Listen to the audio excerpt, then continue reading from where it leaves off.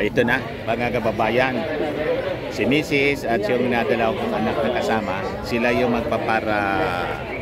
para sailing. Ay parang parachute siya. So lilipad sila. Pero nakakabit siya mga kababayan sa bangka. Yan na sila. Yan. Hi, hello mami. So papunta na kami sa speedboat. Yan. Floating bridge. Mga kababayan ito.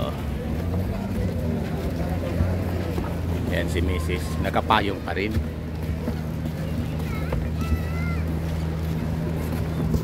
Floating bridge po ito. Sasakay kami dyan sa speedboat.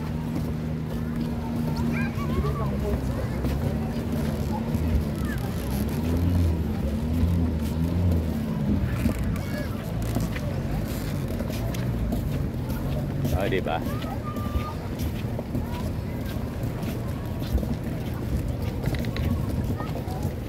Papuntang gitna ng dagat.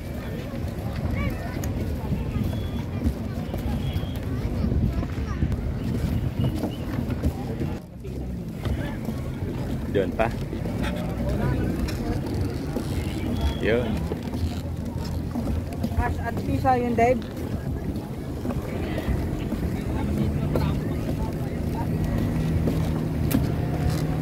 Sakay na kaming speedboat po. Nandito na po kami sa speedboat.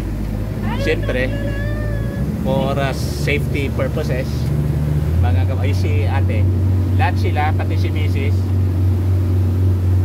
Sasakay ng para sailing. Yan. Ay, grabe.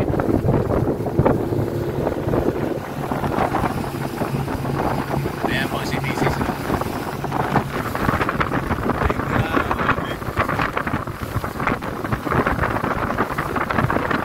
Hawak ka mami dyan, oh. Ayan. Hawak ka. Kasi talagang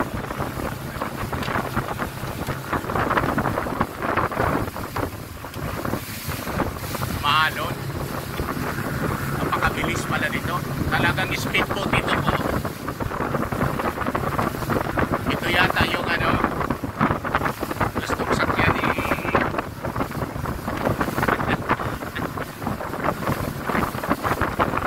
ay di pala ito jet ski pala yun. Bawa ka ate dito sa akin.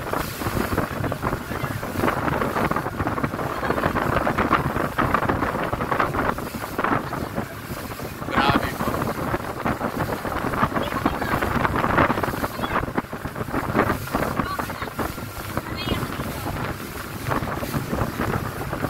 Hawak ka lang sa akin ate. Dito sa ilalim na pinipili. Ayan kasi napakabilis. Grabe. Lumilipad na yata itong speedboat. No? Grabe. Ang bilis talaga.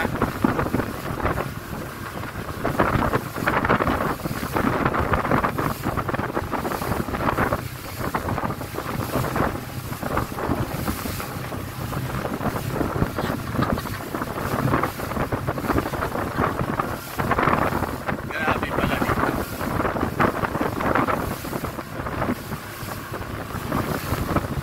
Pero ilang minutes lang to.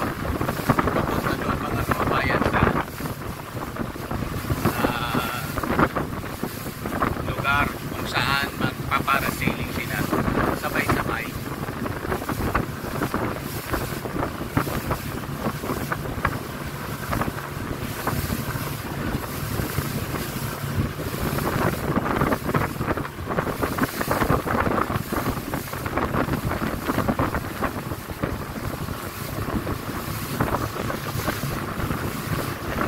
So nandito na kami.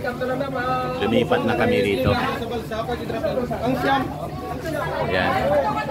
Sa medyo malaking bangka.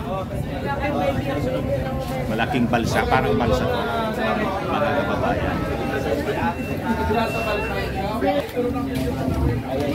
Tamis Water Sports pala to. Ano? Tamis Water Sports. Social na social yung message ko. Di ba?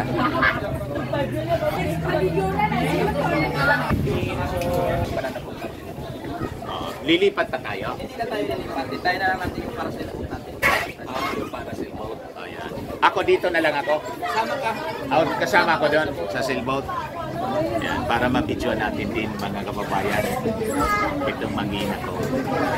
Siya yung tour guide namin. Sumama na sa amin ngayon. Kasi kanina, nagkwanto kami na naligaw. Mali yung, yung pagbalik namin. Pero maganda din yung naging epekto kasi nakapaglakad-lakad kami po mga kababayan. Nagalugad namin.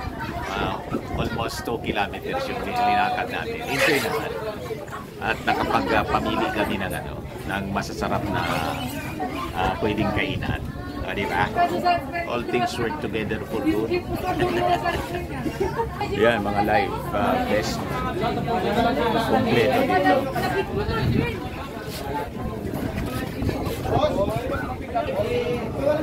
Yung documentation dito, unlimited po. Picture, 1.5. Di ba? Okay lang. Maganda na rin. Para ma-document po lahat. Para sa inyo. Di ba?